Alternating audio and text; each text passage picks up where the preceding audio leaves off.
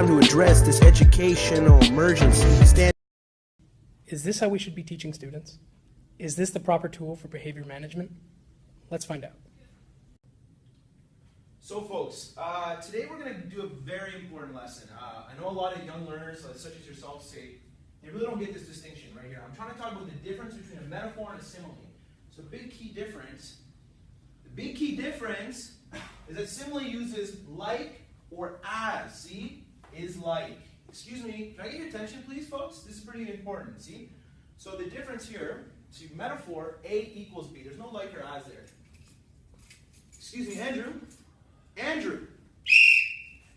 Folks, I'm trying to get your attention here. We're doing an English lesson. This isn't daydreaming class. I'm a grade 11 English student, and I'm not engaged because my dad just lost his job, and I haven't seen my mom in weeks because she works too. Every time she gets home, like I'm leaving. Focus on your work. All I see is doodles there, Justin. 11 English student. I haven't eaten in 24 hours. I can't focus. I can't concentrate. I don't know what's going on in school right now. Excuse me, Andrew, can you concentrate on those lines? This is chicken scratch. Your writing's all over the place.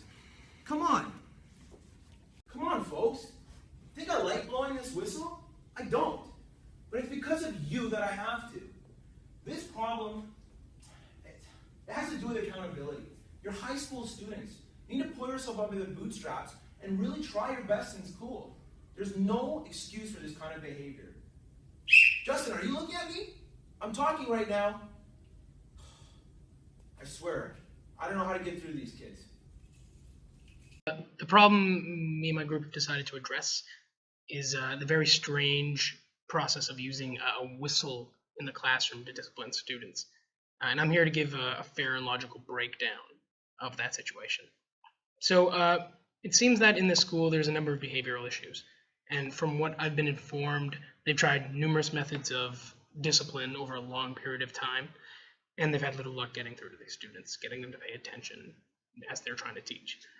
This is disruptive for teachers, contributing to enhanced stress, problem for other students in the classroom because they can't work in those conditions, and it's an issue for the students who misbehave themselves. The whistle protocol was likely adapted from its use in sports and in gym classes. The whistle in those situations is very effective in getting attention of the students. Usually in those classes there's a large amount of space, whether they be outside, whether they be in a gym, and they're competing. The teacher is going to be competing with a whole bunch of other noises like heavy breathing from physical activity, cheering, maybe if it's on the sports field, they got people who are cheering, yelling from other students, and a whole plethora of other noises. I must say that I am in no way against the whistle being used in that environment, but it's a whole different ballgame when you bring that into the classroom. The problem, I believe, is then threefold. Firstly, teachers and students in other classrooms will be interrupted by whistling. This is distracting for everyone. If your class may be going really, really well, and 2 doors down, you have one student misbehaving, the teacher that blows the whistle is going to be, stopping everybody. Hopefully not on the entire floor, but it's going to be stopping everybody at least as far as you can hear it in whatever they're doing. It's going to be super distracting for them just because maybe one student's misbehaving in one class. Secondly, students within the classroom where the whistling is occurring, and as I just said, possibly outside of that as well, but students right in that classroom are going to also be the target of this whistle, even if they're behaving properly. We've been brought up with the idea of indoor voices our whole life. So the shock and the pain possibly of a piercing whistle right nearby is a huge distraction, and it can hurt. That kind of loud sound.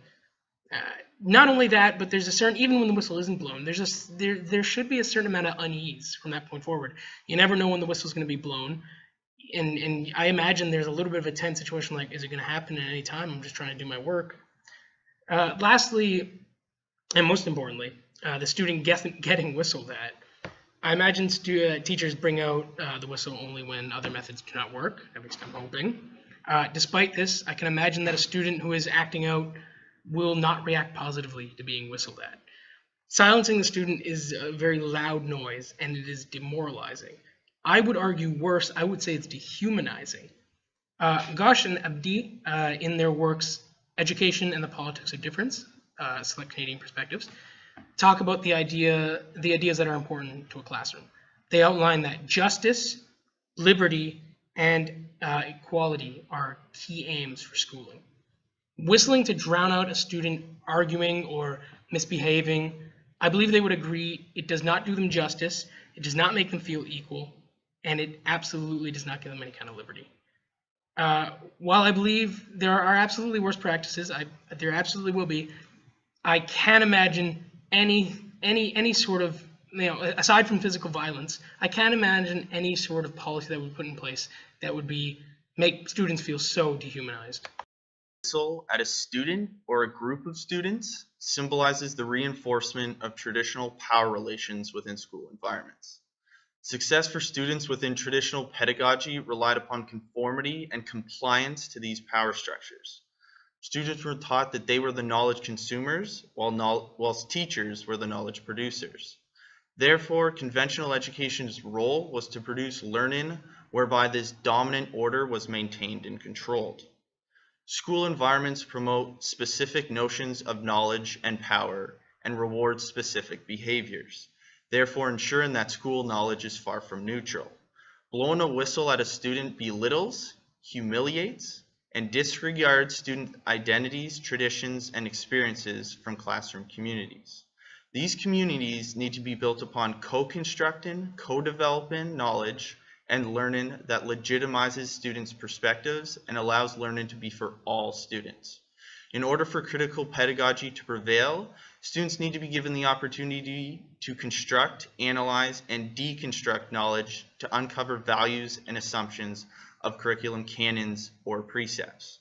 What becomes imperative in changing this educational framework is the recognition of individual multiple identities and challenging students to rewrite and deconstruct such representations to expose and uncover systematic power and privilege relations and inequalities. The whistle here is undoubtedly a huge problem, and specifically I see it in my practicum, so as a very personal connection for me. I don't want to be too quick to blame it entirely on teachers. In fact, I would argue that the majority of teachers fall into a narrative that both Garcia and Guerrera describe in their article, Deconstructing Deficit Thinking. Specifically, both authors say that they have found that the majority of teachers at both high school and the elementary level are well-intentioned. More often than not, they're well-intentioned, caring individuals who are unaware or complicit to the deeper, hidden, or invisible dimensions of their student culture. We tried to represent this in our skit by having the students speak to the various reasons that they were actually disengaged in the classroom before the whistle drowned them out. Once again, I feel more often than not that teachers will use this as a method because they see it as a very efficient method of behavioral management or corralling students. But more often than not, it is doing them a disservice. As my colleagues have mentioned, it's dehumanizing them, humiliating them, and it's actually disengaging students who are earnestly trying to work. But once again, I would not say it's out of malicious intent, but more so either a disinterest or a disconnect with their students' experience, especially their lived one. Teachers are using the whistle to get their students' attention, to get them back, get them engaged. Student engagement really is the most critical piece if we want to ensure their success in our classroom. One possible strategy to increase engagement could just be engaging in culturally relevant pedagogy. Something that Latson-Billings states is to be culturally relevant, we need to hit on three things. So the first is academic success. So we need to ensure that our students are academically successful. And the reason why this is so important is because academic skills are very important for our students if they're going to succeed in society. And this can be achieved in different ways. Morrison states that we can just play to our students' strengths. When you're introducing a new concept and you have classwork, just give them something that they have options to do. Don't just force them to just constantly write or to do things that are just boring, that are disengaging. You can have them play to their strengths at first and then slowly work towards, filling out those weaknesses and make them maybe better writers later on. I think one way that all of us might do is in English. When you're doing poetry, it doesn't always have to be the classic poetry. You can have them examine, whatever type of music that they're into. The second way is we need to promote cultural competence. And so what that really is just, does our content even reach? Is it even relevant to our students?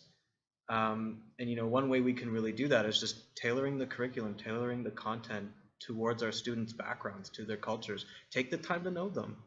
Take the time to figure out what they're interested in and just find ways to incorporate that into their teaching. And the final way is to engage in critical consciousness. And what this is critically question society with your students. Let's be brave enough to ask questions about oppression, and maybe not just oppression. I think we should also examine the systems that promote privilege. We have to examine these complex social issues with our students, and I think these are different ways that we can get them more engaged in our classes. So one thing that I like to do with my students is my teachables law, and every year there's new cases, new social issues that you can examine with your students. So I like to take the time to, at the beginning, to just, when I'm getting to know them, I have them write down things that they're interested in. They took the course for a reason. So if they want to examine the ramifications of an oil pipeline, like the Dakota pipeline, or if they're interested in examining the Black Lives Matter and what are all the sides arguing. These are things that you can do, and these are things that I do to kind of get my students engaged, to look at the things that they find most interesting. Traditional educational practices has allowed for the whistle to be used as an appropriate behavioral management within classrooms. Personally, within my history and geography classes, a lot of the content and curriculum is focused on one perspective. However, as a future educator, what I would like to do, and building off what Justin would like to do, is we'd like to further emphasize that culturally relevant pedagogy. We'd like to challenge our students to think about student inquiry, to challenge our students to go beyond that traditional approach, and to begin to think about identities, traditions, and experiences that are often neglected and ignored within history and geography classrooms. There's any truly easy solution to avoiding the whistle or any kind of aggressive behavior management strategy, but I committed myself to both my MT and my students and told myself, no, I'm not using the whistle during this placement. So one strategy that I use as an alternative when my students are being rowdy, talkative, chatty, etc., is I use humor. I be vulnerable with them, and my preferred method of humor is self-deprecation. So rather than raise my voice or yell or use this bad boy, I'll use strategies such as talking in the third person, saying funny things such as, oh, one day when you're a fully certified teacher, Mr. McDonald, then the students will really listen to you. And I'll tell you, more often than not, when that little bit of humor and that little bit of silliness is entered into the classroom, students pick up on it. They wonder, why the heck is the teacher talking to himself in the third person? And this can bring in their attention just as effective as a loud whistle from one of these bad boys. One answer or one solution to this kind of issue, but we all do seem to agree that bringing in the whistle is definitely not the way. So, always remember, before you blow, there's more about that student that you may know. Am I right, guys? Yeah! Don't do it.